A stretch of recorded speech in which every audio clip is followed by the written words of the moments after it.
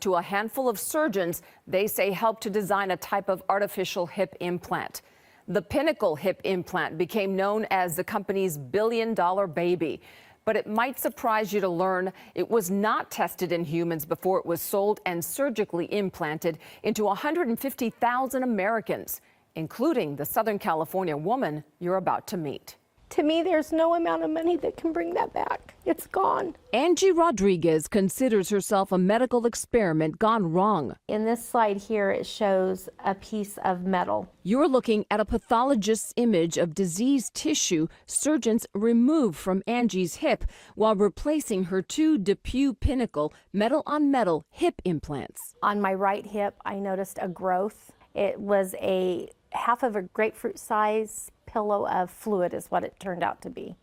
And they said that that was a pseudotumor, the pocket full of fluid and metal debris, yeah. Potentially toxic debris you can see in this animation created for trial. Plaintiffs' attorneys say when metal components of the hip implant grind against each other, they can shed traces of cobalt and chromium debris or ions into the body that can lead to pseudotumors and can set off a reaction destroying muscle and bone. These tiny metal ions can enter the bloodstream and travel throughout the body. Metal ions, what are they doing to my liver, my kidneys, my heart? The problem is the DePuy Johnson & Johnson Pinnacle metal-on-metal was never tested in one single human being before they started selling it. And the company basically made guinea pigs out of everyone who received it. Attorney Mark Lanier convinced a federal jury to award Angie and 5 other California plaintiffs an eye-popping $1 billion in their lawsuit against DePuy and its parent company Johnson & Johnson, although the judge later slashed the verdict in half. Jurors found the companies negligently designed, sold, and fraudulently marketed the allegedly defective hip implants, failed to adequately warn doctors, and concealed the implants' potential risks. DePuy is appealing and says the metal implants filled a need by reducing dislocations and bone tissue damage, problems common with an older type of plastic hip implant. 2 bankers' boxes of spreadsheets of the payments they'd been making to doctors. Those records shown at trial show DePuy paid its Pinnacle hip design surgeons $184 million in royalties. In all, 11 surgeons received payments ranging from about $2 million up to $32, $43, and $44 million. DePuy says there's nothing improper about paying design surgeons for their intellectual property and design know-how. But Lanier argued at trial those royalty payments amount to kickbacks because design surgeons get a percentage of nearly everyone sold.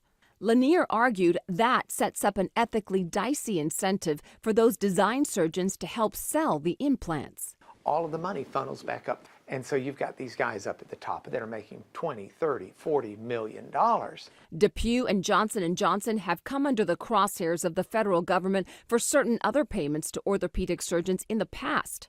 In 2007, without admitting to any wrongdoing, DePuy paid $84 million to avoid criminal prosecution for allegedly conspiring to violate the federal anti-kickback statute by paying orthopedic surgeons through consulting agreements to use DePuy products.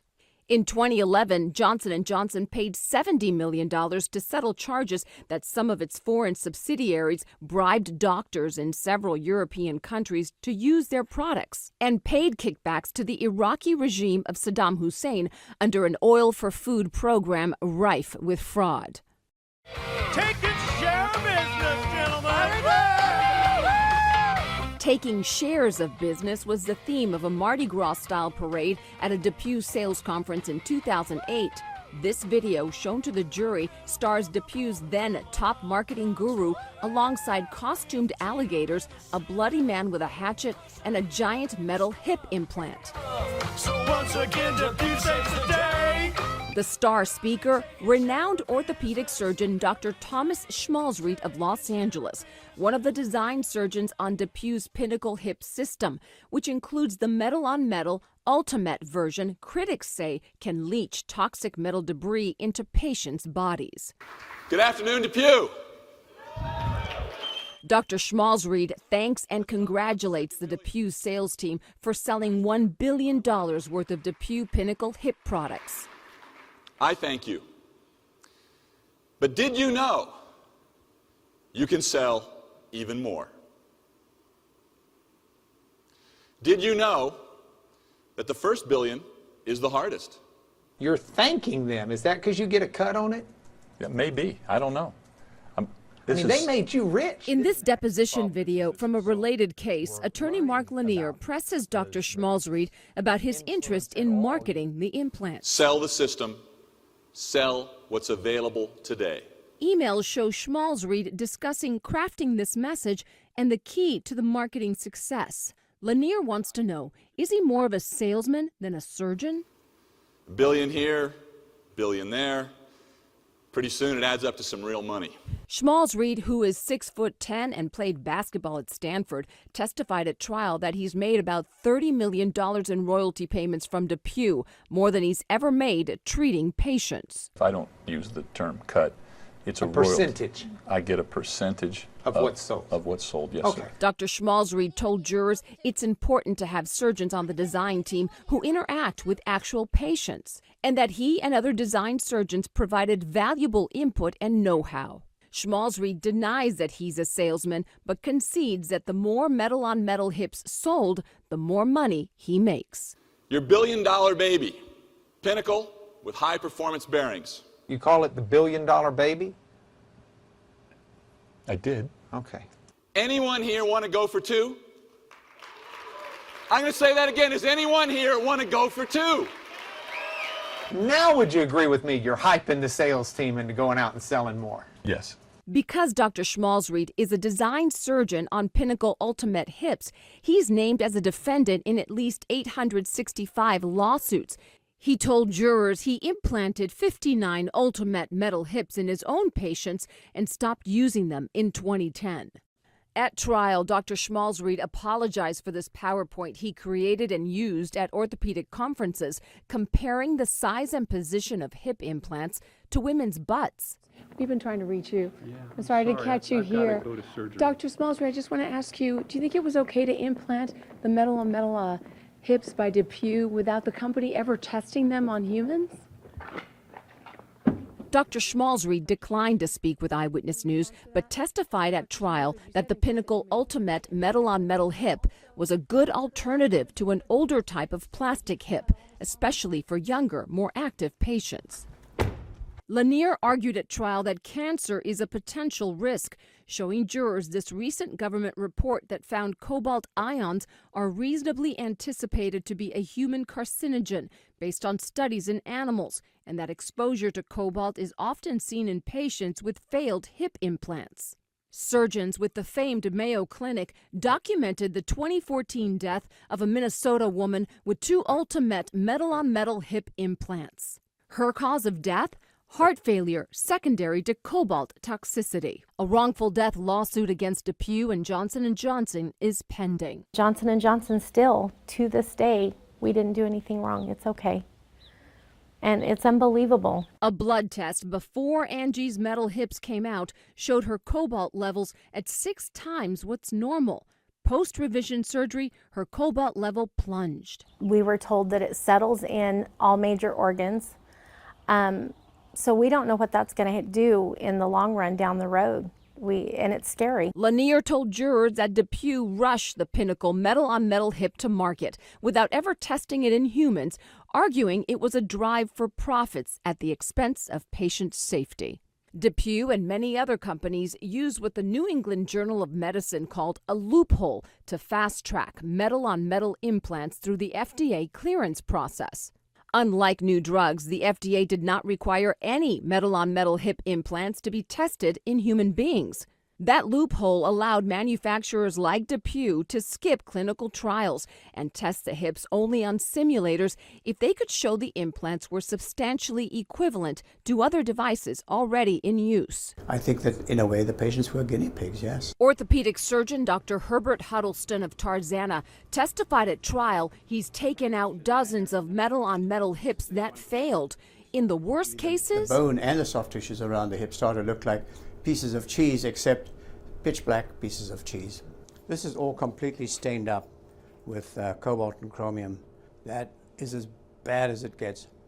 Sometimes we get in there and it looks like it's filled with old oil that you've drained from your car. It was very shocking to find out that they didn't have to have testing in people in order to get this cleared. And when the FDA realized how tragically wrong this system could be abused, they shut it down for metal-on-metal hips and said no metal-on-metal hip will be approved this way again. And in fact, if you're going to continue to sell them, you've got to show us that they actually should be approved. You can no longer rely on that loophole. And that's when the companies pulled the products. DePuy did pull its Pinnacle Ultimate metal-on-metal hip off the market in 2013, in part due to that change in FDA rules, but maintains it was due to declining sales, not related to safety or efficacy, and is not a recall. They put the blame on myself and my colleagues. One-time DePuy consultant surgeon Tony Nargle says he tried to warn the company metal-on-metal hips at his hospital in England were failing at high rates. He testified at trial to the, quote, horrible, rotten, damaged flesh he'd find inside some of his patients' bodies. It's quite unbelievable what, in the bad cases, you go in there, you touch the muscle, it just disintegrates. It's like liquefies, it's just destroyed in your hand. Lanier argued at trial that DePuy knew all along that all metal-on-metal implants were potentially dangerous and showed jurors how concern mounted over the years. In 1995, DePuy's own head of hip development pointed to the sudden catastrophic breakdown of some rival companies' metal implants, leading to a large volume of wear debris. By 2004, Lanier argued DePuy knew from its own investigation in the UK on a similar cobalt and chromium implant that metal ions released have killed the bone and soft tissues around the hip. In 2010, another of DePuy's own design surgeons urged the company to look at the data he'd provided, saying it borders on unethical to continue to market the product. These products are harming patients. Also in 2010, a surgeon DePuy had paid millions of dollars in royalties, warned again of complications that, although rare, can be early and catastrophic.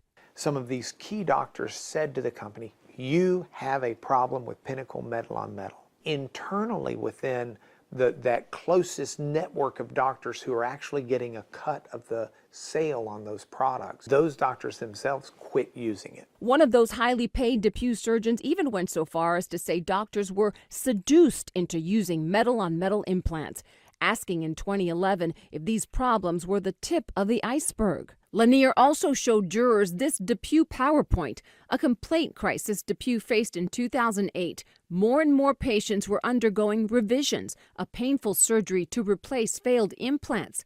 One option pitched to executives by a DePuy employee: let's train our sales force not to report the revisions. And if our sales force will not report all these revisions, it'll make us look better with the FDA. It'll make us look better compared to our competition. DePuy executives testified that option was not selected and not taken seriously. DePuy and Johnson & Johnson declined our request for an interview, but argued in court that all types of implants can fail and that all implants, even those made with plastic or ceramic, can shed debris. DePuy says innovation requires some risk and that doctors were warned about the potential risks of these implants and chose to use them based on the needs of their patients. In a statement to ABC 7, DePuy says it acted appropriately and responsibly in the design and testing of the product and claims a strong track record of clinical data. You get tired? Yes. Yeah. Yeah. Good job. DePuy argued their implants failed in Angie and the other California plaintiffs for reasons unrelated to any possible design defect, but the jury disagreed. You know, if your viewers or you or I break the law or do something wrong, we get thrown in jail. But you can't throw Johnson & Johnson in jail. Lanier reminded the jury that although DePuy denied any wrongdoing, in 2007 they shelled out $84 million to avoid criminal prosecution for those alleged kickbacks to doctors. Lanier compared the payout to headache money. A company worth $72 billion, they'll spend 84 million bucks on a headache. That's aspirin money to them. So our jury awarded an aspirin to each of the plaintiffs in our case, $84 million apiece for punitive damages. We stood up for what we believed in. We stood up for ourselves. There are more than 9,000 of these lawsuits pending right now. Angie's case was one in a series of bellwether or test trials. So far, jurors have awarded a combined $1.7 billion in damages. How can you know if your doctor is accepting money from drug and device manufacturers? Log on to abc7.com/investigations and we'll show you how. Not done with that rain just yet. Let's check back in with meteorologist Leslie Lopez. Good morning. Yeah, we have a couple of opportunities of some rainfall today.